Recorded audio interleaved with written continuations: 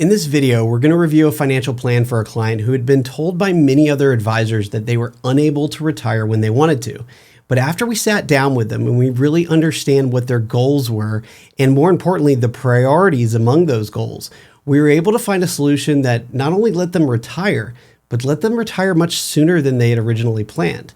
Listen closely as I discuss how we determined what changes to make in order to allow them to retire earlier that led them to spend over $1 million less, but with slight subtle changes that didn't make them feel like they were giving up that much. But first, let's learn about this couple. So Ryan and Jennifer are both 57 years old. One makes $250,000 a year. The other one makes about $100,000 a year. Their combined assets is about $2.6 million, and it's broken down into $850,000 in Ryan's 401k, $275,000 in Jennifer's 401k, and about $1.5 million in their joint investment account. So Ryan can't put $45,000 himself into his 401k plan. However, if he maxes out his 401k and his employer also matches him, that's what can get him up to the $45,000.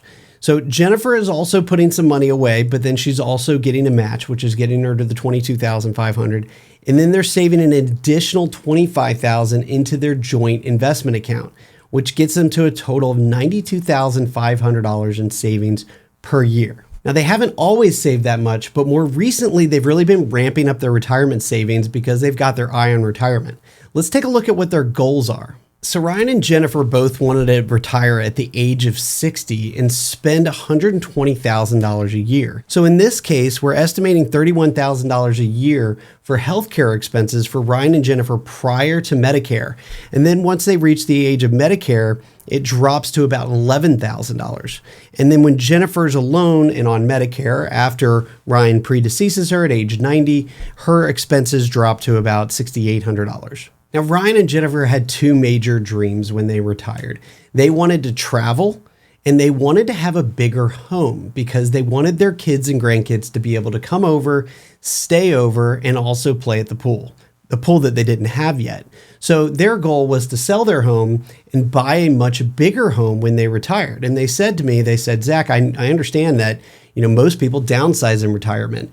And we had thought about that, but really we'd lived in a smaller house our whole life. We'd really saved a lot of our money rather than going out and buying that bigger home. And now we want to go buy that bigger home when we retire. So their goal was to sell their home, which is currently valued at $600,000, and they own it outright. So they'd get about $600,000 net and buy a $1.6 million home. And in retirement, they also want to spend about $15,000 a year on travel. Now, Jennifer also had this incredible benefit of a pension that she got from previous work history, and that was $32,000 a year starting at the age of 62. So we want to take that into consideration. And when you're looking at pension benefits, you also have a number of different options to select from. So in this case, Jennifer selected her joint survivor, 100% joint survivor benefit, so that if she were to predecease Ryan at a younger age, then Ryan would continue to get the 100% survivor benefit of that $32,000 a year pension. Now, there's no cost of living adjustment for that pension, so there's a possibility that inflation can eat away at that benefit over time, but it's still an incredible benefit to have. Now, in addition to that pension benefit, they're also going to be eligible for Social Security. So Ryan is going to start taking Social Security at age 67, and Jennifer is going to start at 67. Ryan is going to get his full retirement age benefit at that time. At that time, it'll be $62,000 a year, and Jennifer will get her spousal benefit. So the spousal benefit is going to be half of whatever Ryan's benefit was. His primary insurance amount will be Jennifer's spousal benefit. So he'll get his benefit, she'll get her spousal benefit. They'll continue to get that throughout their lives. And then when Ryan predeceases Jennifer at the age of 90 and Jennifer continues to live on for 5 more years, then Jennifer will get Ryan's benefit. So Jennifer's benefit will go away, and the survivor benefit is 100% of the higher benefit between the two. So the surviving spouse gets 100% of the higher benefit. In this case, it's Ryan's benefit.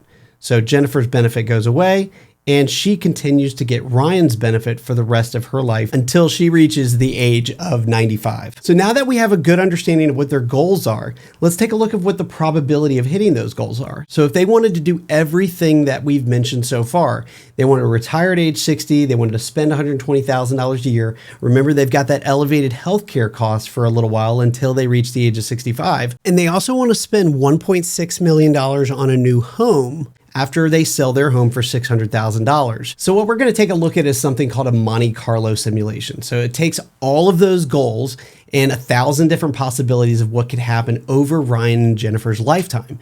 And it runs it 1,000 times and determines what the probability of success is. So a 50% probability of success, for example, means that 500 of those trials ran out of money before the end of their lifetime. So let's see what happens.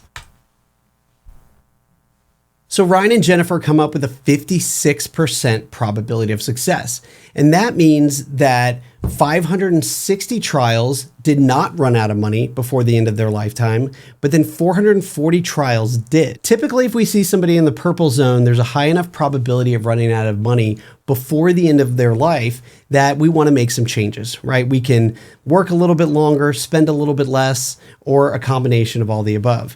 If somebody's in the blue zone, it means that the probability of success is too high. It means that they're holding back today for tomorrow, or vice versa, right? Maybe they could work a little less, they could spend a little bit more, they could take a little bit less risk, or again, a combination of all the above. And where we like to see people is in the green zone. It just means that they're not sacrificing too much today for tomorrow, or vice versa. So whenever we're doing retirement planning, it's important to consider someone's priorities. Is it more important for somebody to retire at the age of 60, or is it more important for them to have that vacation home? Or in the case of Ryan and Jennifer, the new home by selling their home and buying the new home? Or is it more important for somebody to spend a certain amount of money in retirement? So with Ryan and Jennifer, it was no different. We talked to them about what their important priorities were. And they really wanted to retire at the age of 60, but they also really wanted to have this house that their kids and grandkids could come to. And so in talking to them, we determined that they didn't really care about stopping work completely. They wanted to slow down. They wanted to be able to travel. They wanted to be able to spend time with their grandkids, but they also wanted to have a place for the grandkids to come. So we found out that they actually had a lot of land at their current house, and they had the ability to do some renovations. And so we looked at what kind of numbers it would take in order to move the master to the main level, build some extra space for the kids and the grandkids to stay, but also to build a pool. And we came up with a number of $750,000. So it's a pretty big number, but when you look at the comparison between selling their house for $600,000 and buying a place for $1.6 million, or just adding $750,000, the difference came out to $250,000. So that's real money when it comes to total retirement planning. And on top of that, we determined that they didn't really care about stopping work altogether. So we started talking to them about part-time work.